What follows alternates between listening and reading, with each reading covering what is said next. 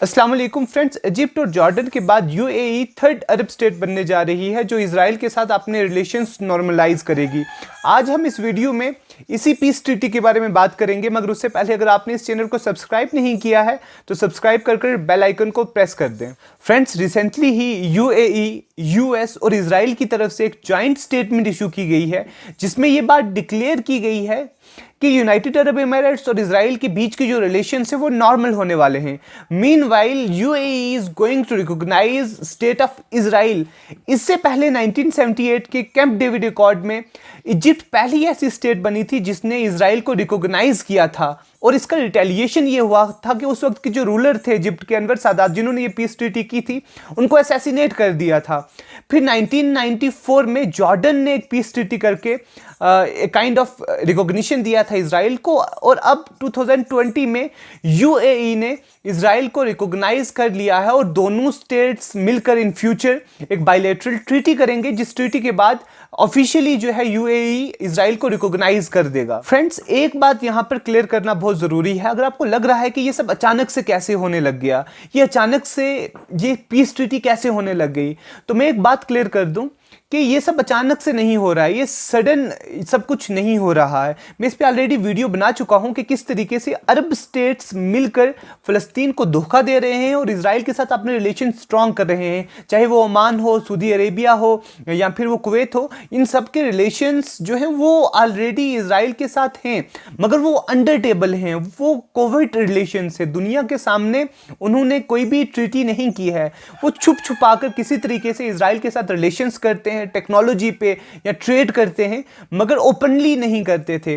तो यानी कि अब United Arab Emirates openly relations रखेगी इजराइल के साथ। तो रिकॉग्नाइज करने का मीनिंग यही हुआ कि वो अब अंडर टेबल रिलेशंस नहीं करेगी। उसकी एम्बेसी होगी, इजराइल की एम्बेसी होगी यूएई में, यूएई की एम्बेसी होगी इजराइल में। वो लोग एक दूसरे की कंट्रीज में जाएंगे, और इस पर मैं एक डिटेल्ड वीडियो बना चुका हूं कि अरब इजराइल के एक्चुअली रिलेशंस क्या हैं, किस तरीके से वो इजराइल के साथ मिलकर पैलेस्टाइन को ऑलरेडी धोखा दे रहे हैं, मगर वो धोखा अंडर टेबल था, अब ओपनली धोखा दिया जाएगा। बस इतनी सी बात है। फ्रेंड्स, एक्चुअली में जो अरब रूलर्स हैं वो पैलेस्टाइन के इशू को बर्डन समझती हैं खुद पर, और ये उस बर्डन को रिमूव करने का एक ओपनली डिक्लेरेशन था कि we are not going to hold this burden in future. इसी बात को डिफेंड करने के लिए, इस इलेजिटिमेट पीस ट्रीटी को लेजिटिमाइज करने के लिए यूएई नए नए रीजंस दे रही है, नए नए कॉजेस दे रही है कि क्यों उन्होंने ये पीस ट्रीटी की। तो उसमें से जो इंपॉर्टेंट एक जो रीज़न दिया है यूएई ने, वो ये दिया है कि यूएई की रिक्वेस्ट पे प्राइम मिनिस्टर नेतन्याहू ने जो वेस्ट बैंक और गाजा स्ट्रिप का एनेक्सेशन जो उन्होंने अनाउंस किया था एंडिंग वीक ऑफ जुलाई में, उसको सस्पेंड कर दिया गया है।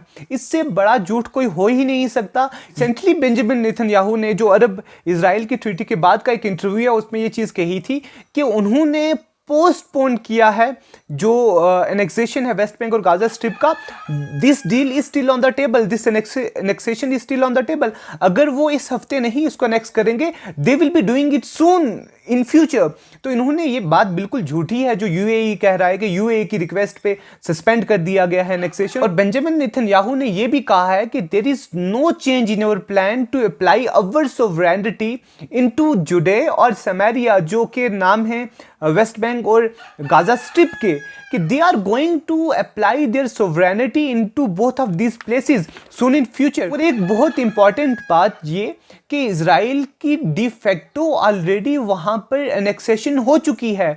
वो एरियाज जो है वो इजराइल ही रूल कर रहा है, वहां पर इजराइल की ही आर्मी है, वहां पर इजराइल ही सब कुछ कंट्रोल कर रहा है। तो ये सिर्फ ऑफिशियली डिक्लेयर करना था कि they have already annexed these two places, और अब डिजूरे जो है वो ये हिस्से जो हैं वो इजराइल के पार्ट हैं। तो ये रीजन देना कि यूएई की वजह से बेंजामिन नेतन्याहू ने सस्पेंड किया है, ये बिल्कुल झूठी बात है, इसमें कोई भी सच्चाई नहीं है। फ्रेंड्स, अगर अभी तक आप यूएई और इजराइल की सो कॉल्ड पीस ट्रीटी की सेंसिटिविटी नहीं समझ पाए हैं, अब ये नहीं समझ पाए हैं कि कितना बड़ा बिट्रायल है ये to the state of Palestine and the people of Palestinians, तो आप प्लीज़ हनन अशरवी के इस स्टेटमेंट पर गौर करें जो उन्होंने मोहम्मद बिन ज़ैद के लिए कही है और उन्होंने ये मतलब काइंड ऑफ दुआ की है कि may you never be sold out by your friends. कि कितनी उम्मीदें थी अरब स्टेट्स से पैलेस्टाइन को। फ्रेंड्स, मैं इस ट्रीटी को सो कॉल्ड पीस ट्रीटी इसलिए कह रहा हूँ क्योंकि पीस तभी किसी रीजन में प्रिवेल करता है जब उन्हें जस्टिस मिल जाता है, जब उन्हें इंसाफ मिल जाता है।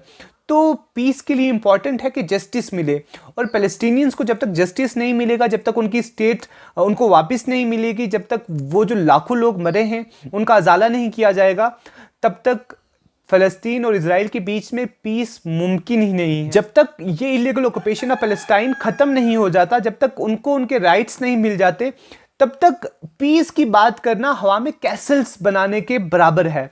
और किस तरीके से इजराइल ने पैलेस्टाइन की लैंड को ऑक्युपाई कर कर वहाँ से उनको एक्सपेल करके पूरी की पूरी लैंड पर कब्जा कर लिया। अगर आपको ये जानना है तो इस पर भी मैं एक डिटेल वीडियो बना चुका हूँ, उसका लिंक भी मैं डिस्क्रिप्शन में दे दूंगा। अगर आप देखना चाहते हैं तो आप प्लीज़ देख लीजिएगा। फ्रेंड्स, एक आखिरी बात ये कि जो यूएई के रूलर्स हैं, जो सऊदी अरेबिया के रूलर्स हैं, और ये जो ओमान के रूलर्स और इन जैसी कंट्रीज़ के रूलर्स हैं, they do not represent common Muslims. Common Muslims जो हैं वो इजराइल के खिलाफ और पैलेस्टाइन के साथ हैं और हमेशा पैलेस्टाइन के साथ रहेंगे तब तक जब तक फ़लस्तीन फ्री नहीं हो जाता, तब तक जब तक फ़लस्तीनियों को उनके हकूक़ नहीं मिल जाते। Thanks for your time. Thank you so much.